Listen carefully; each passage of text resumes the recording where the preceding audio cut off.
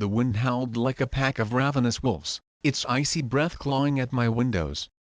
Outside, snow piled up in colossal drifts, towering over everything like frozen tidal waves. The streetlights flickered, ghostly halos barely visible through the blizzard's thick, swirling fury. Somewhere out there, buried beneath Mother Nature's wrath, was the woman responsible for this entire mess, Deborah Henderson, the HOA president, neighborhood tyrant, and the very reason I was currently cradling a mug of steaming hot cocoa instead of out there, where I belonged, clearing the streets with my snowplow. She had banned it, declared it an eyesore. Now, with the storm of the century hammering our little town, she was likely out there screaming for help, trapped in her driveway, entombed under 5 feet of snow. And me? I was about to savor the most delicious moment of karma I had ever witnessed. Hello, beautiful people. If power-hungry HOA presidents drive you absolutely bonkers too, then you've landed in the right place. Help us reach 1,000 subscribers. Just one click makes a monumental difference. Now, let's get into it. Just 2 weeks ago, I never in a million years would have imagined this moment. Back then, it was just another Tuesday in the eerily quiet, HOA-controlled suburb where I lived. I had moved here a few years prior, envisioning a peaceful existence, affordable housing, decent neighbors, nothing too wild. That was before the iron fist of the Homeowners Association revealed itself, and at the heart of that iron fist was Deborah Henderson. 50-something, with a perpetually sour expression etched onto her face, and armed with a terrifying arsenal of HOA violation notices, she had made it her personal crusade to enforce rules that nobody else even cared about. The precise shade of your shutters, the exact height of your lawn, even the brand of trash cans you used, everything fell under her scrutinizing gaze. And heaven help you if you dared to step out of line. Unfortunately for Deborah, I possessed something she loathed more than anything, a snowplow. Not just any snowplow, mind you, but a magnificent, powerful beast of a machine that could clear an entire street in mere minutes. Every winter, I used it to help my neighbors dig themselves out after the inevitable storms, even earning a little extra cash on the truly brutal days. It was loud, it was big, and according to Deborah, it was ruining the charm of the neighborhood. She had been on my case for months, relentlessly complaining that it didn't fit her precious aesthetic.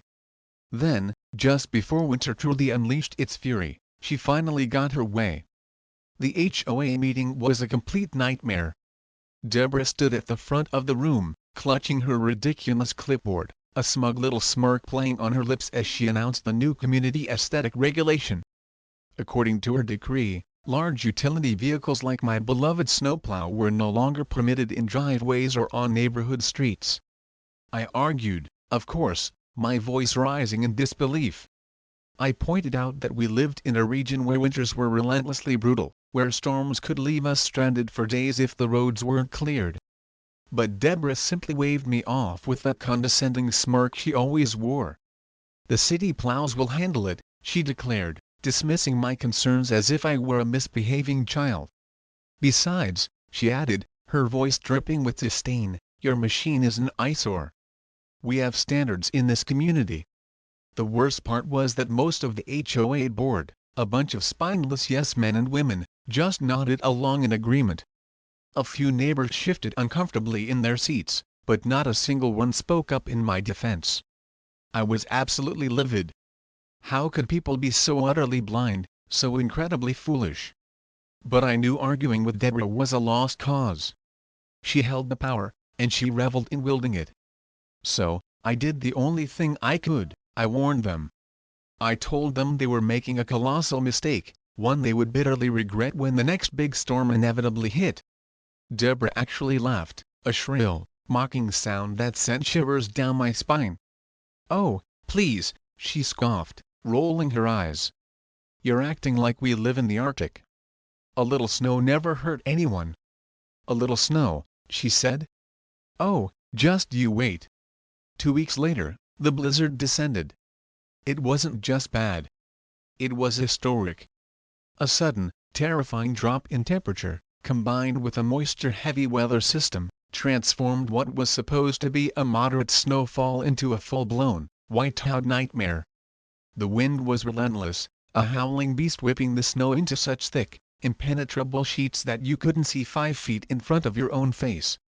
The power flickered ominously in some houses, and by nightfall, the roads were completely impassable. The city plows? Nowhere to be seen. They were too overwhelmed, too understaffed, and focused solely on clearing the major highways, which meant our little neighborhood was completely and utterly buried. At first, Deborah still clung to her delusions, sending out a chirpy message on the neighborhood group chat, assuring everyone that this was just a temporary inconvenience. "The city will be here soon," she insisted, her tone sickeningly optimistic. "Just be patient."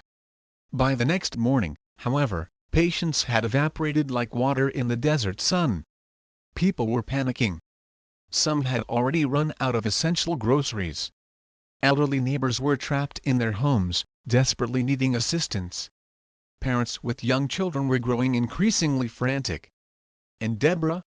Well, Deborah had finally, belatedly, realized she was in deep, deep trouble.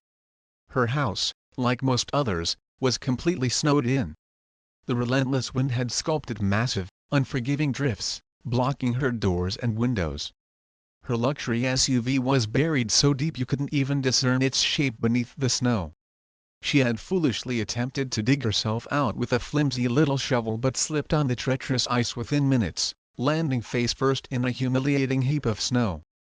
From the cozy warmth of my living room, I could hear her muffled shriek of surprise, and then, as if the universe itself had been patiently waiting for this exact moment, my phone started buzzing incessantly.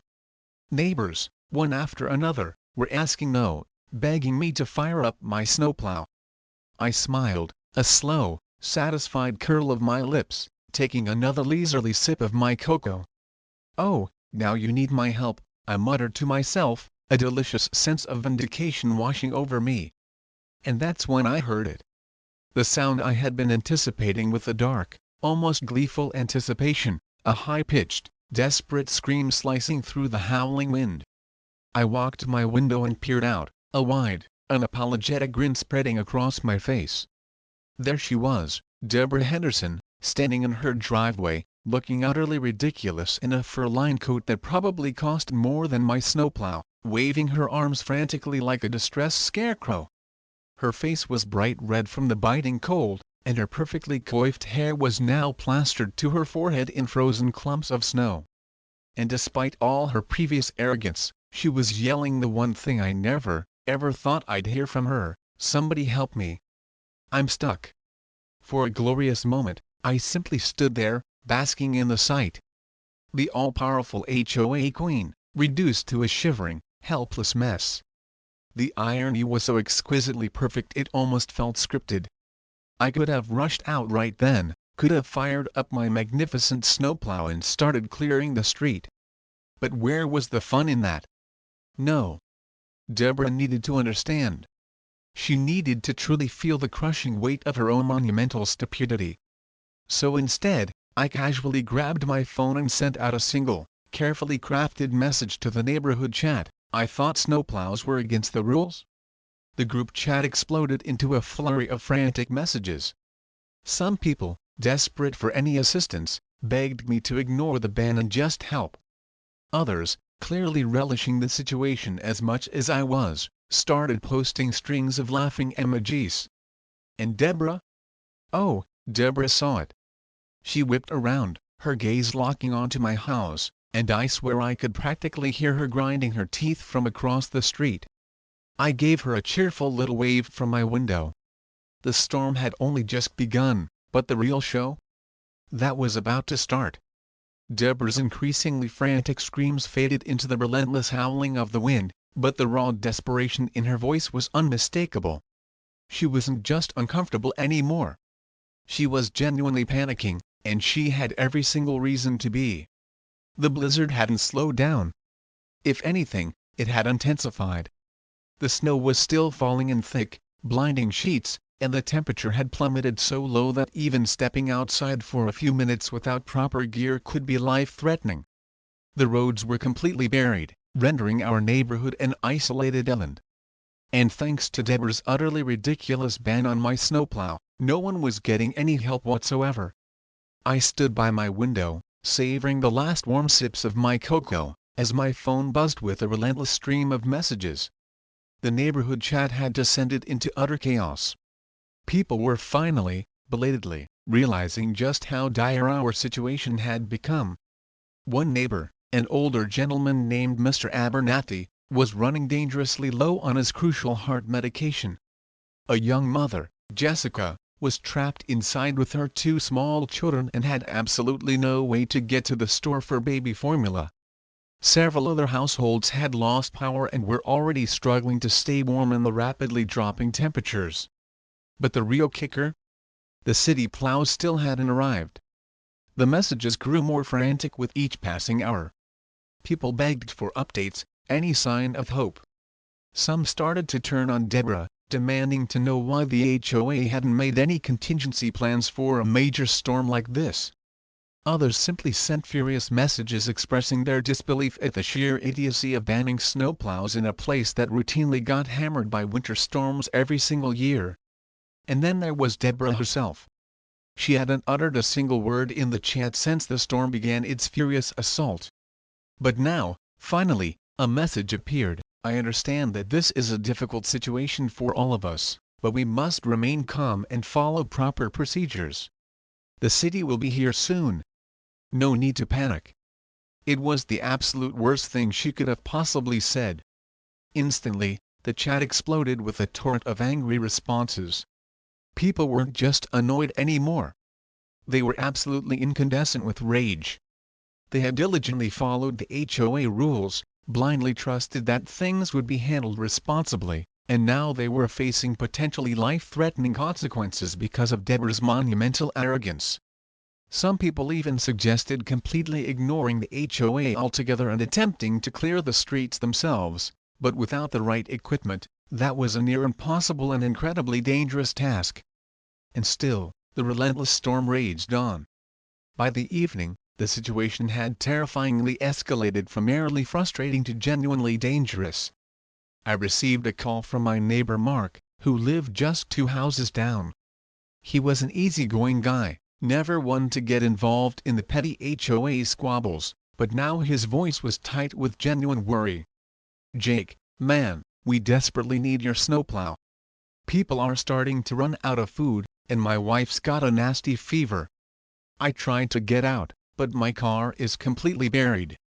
Nobody's getting through this mess without help." I glanced out my window again. The snow was still coming down with brutal intensity, relentlessly piling up against doors and windows. Some houses had drifts so high that residents couldn't even step outside without literally climbing over a towering wall of snow. "I'd love to help, Mark, but you know the rules," I said, keeping my tone deliberately neutral. There was a long, tense pause on the line before Mark let out a heavy, defeated sigh. "Look, man, I know you're furious at Deborah. We all are. But people are in serious trouble here. We need to do something." I considered it for a fleeting moment. The truth was, I genuinely wanted to help. I always had. But I also wasn't about to let Deborah and the HOA off the hook so easily. If I went out there right now and heroically cleared the roads, she would undoubtedly take all the credit. She'd spin some ridiculous narrative about how she magnanimously allowed me to plow for the good of the neighborhood. No. She needed to suffer a little longer. She needed to fully grasp the gravity of her disastrous decision. As if on cue, another piercing scream sliced through the howling wind. It was Deborah, again. I looked out and saw her standing in her driveway, clutching a pathetic little shovel in her hands, feebly attempting to clear the massive snowdrift that had completely swallowed her precious SUV.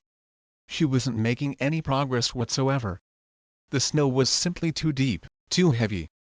Every time she tossed a meager shovelful, the relentless wind just whipped it right back into her face. It was almost comical, if she wasn't such a menace to everyone. She slipped again, this time landing hard on her backside with a muffled thump. I could practically see her face contort in a mask of pure, unadulterated rage as she fumbled for her phone. A few agonizing seconds later, another message popped up in the neighborhood chat.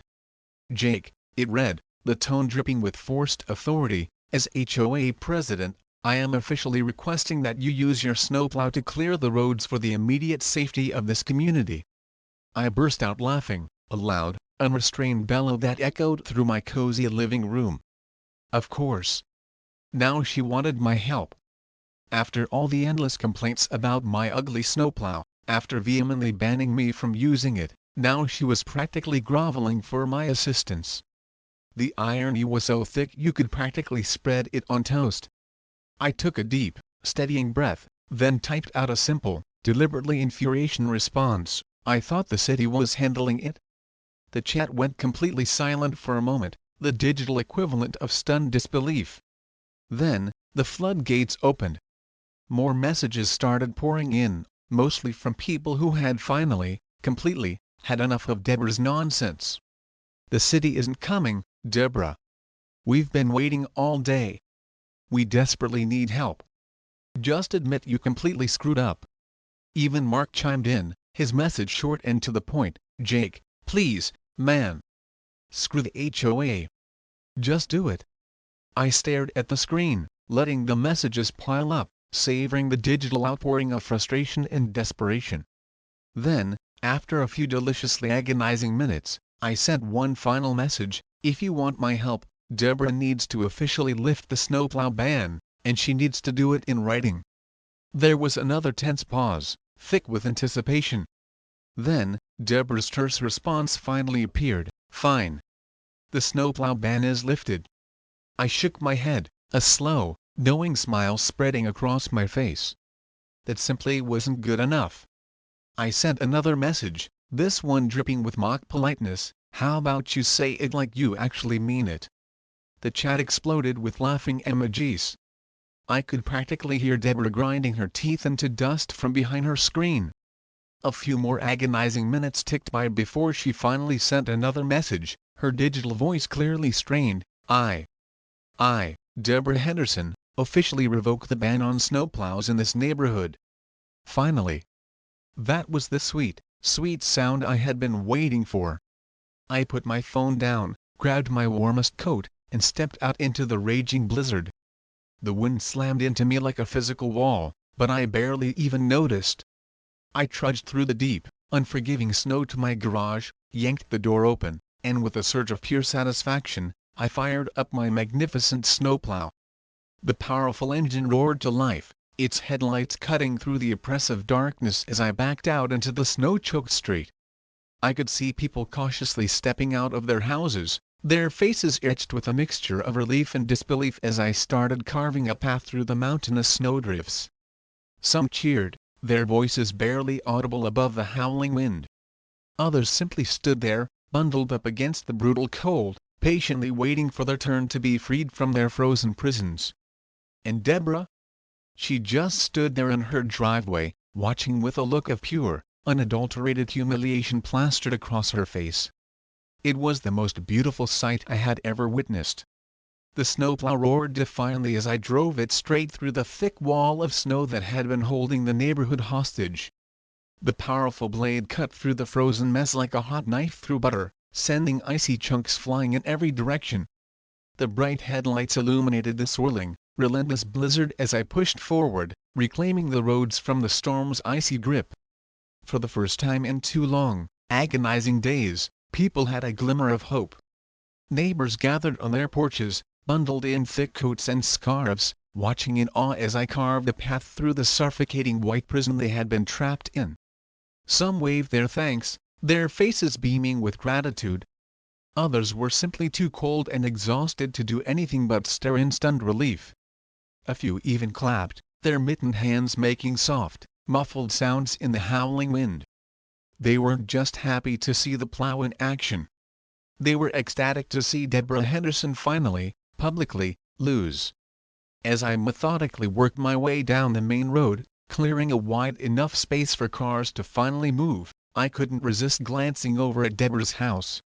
She stood there, arms crossed tightly against her chest, shivering visibly in the biting cold as she watched me do the very thing she had fought so vehemently to prevent. Her meticulously styled hair was now a tangled, frozen mess, her expensive fur-lined coat was covered in a thick layer of frost, and her expression was one of pure, unadulterated defeat. She knew it. I knew it.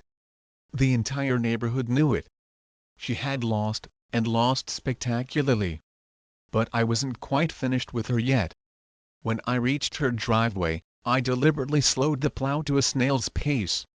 The massive, towering mound of snow in front of her buried SUV was an easy fix. I could clear it in mere seconds. Instead, a wicked grin spread across my face.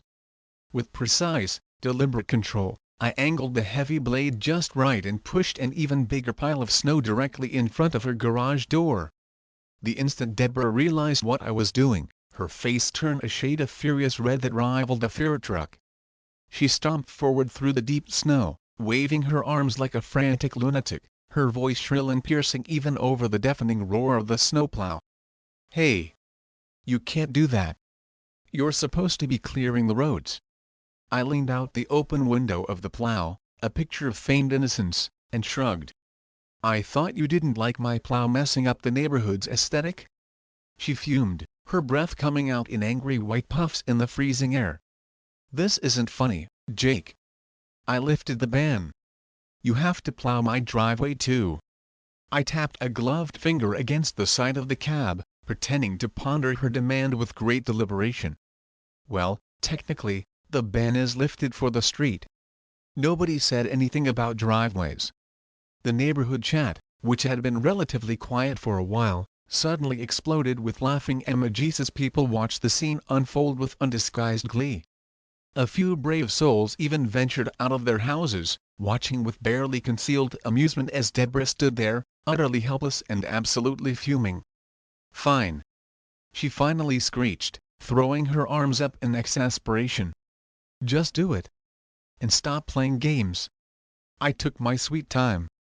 I could have cleared her driveway in under a minute, but instead, I dragged it out, moving with excruciating slowness, deliberately letting her stand there in the bitter cold while I carefully and meticulously maneuvered the plow. By the time I finally cleared a small path in front of her garage, she looked like she was about to spontaneously combust from sheer, unadulterated humiliation. Satisfied, I moved on, carving paths to the homes that actually deserved help. Mr. Abernathy got his driveway cleared first so he could desperately get to the pharmacy for his vital medication. Jessica's path was next, and I made absolutely sure to clear a wide, easy route straight to her car so she could drive out safely with her children. Every single house that had been hit hardest by the relentless storm got my undivided attention before I even considered touching the area around Deborah's house again. By the time I was finally finished, the worst of the crisis was over. People could get out, obtain essential supplies, and check on their worried friends and family. I parked the trusty snowplow back in my garage and trudged wearily inside, utterly exhausted but deeply, profoundly satisfied. The job was done, and best of all, Deborah Henderson had been thoroughly and publicly humiliated in front of the entire neighborhood. The fallout was swift and decisive. The very next morning, the city plows finally lumbered through our neighborhood, far too late to make any real difference. They cleared the remaining streets, but the damage, both literal and figurative, had already been done. People had witnessed firsthand what happened when they blindly relied on Deborah's inept leadership, and they weren't going to forget it anytime soon. By noon, an emergency HOA meeting was called. I didn't even bother attending in person. I knew exactly how it was going to play out.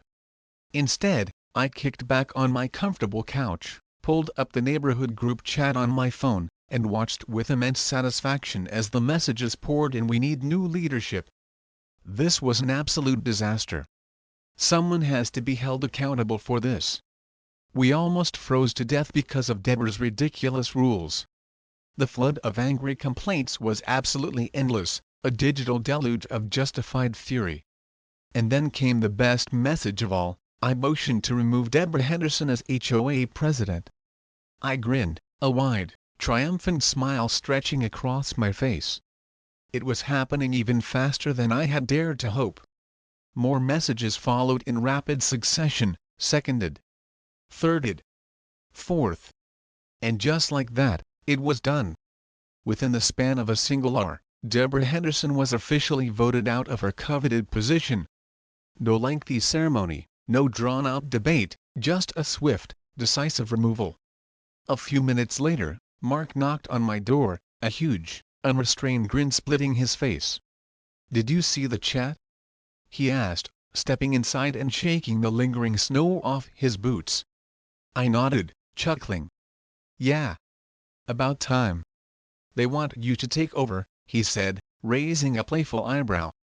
"A lot of people think you should be in charge." I snorted, shaking my head vehemently. "No way. The absolute last thing I need is a bunch of tedious meetings about lawn decorations and mailbox heights." Mark laughed, clapping me on the shoulder. "Figured you'd say that. But hey, you're a hero, man. You saved the whole damn neighborhood." I simply shrugged, trying to downplay my role. "I just did what needed to be done." "Yeah, but the way you did it?" He grinned, a mischievous glint in his eyes. "That was legendary." Later that evening, as the last vestiges of the blizzard finally faded away, I took one last look outside. The roads were clear, the snowdrifts were slowly melting under the returning sunshine, and life was gradually returning to its normal rhythm. But Deborah Henderson? She wasn't going to recover from this humiliation anytime soon. She had spent years making everyone else's lives miserable, wielding her petty HOA power like a weapon. But in the end, the storm had stripped that power away, and the most satisfying part of it all? She had done it entirely to herself. As I turned off the lights and headed to bed, a contented smile played on my lips. Maybe, just maybe, next time she'd think twice before foolishly messing with the guy who owned a snowplow. Valuable lesson. The valuable lesson here is that unchecked power and unreasonable rules, especially when driven by personal vendettas, can have severe and unintended consequences. True community spirit involves cooperation and common sense, not rigid adherence to arbitrary regulations. Sometimes, the very things we try to ban or control are the things we need most in times of crisis. If you enjoyed this story of sweet, icy revenge, be sure to leave a comment below and let me know what you think. And don't forget to subscribe to the channel for more satisfying tales.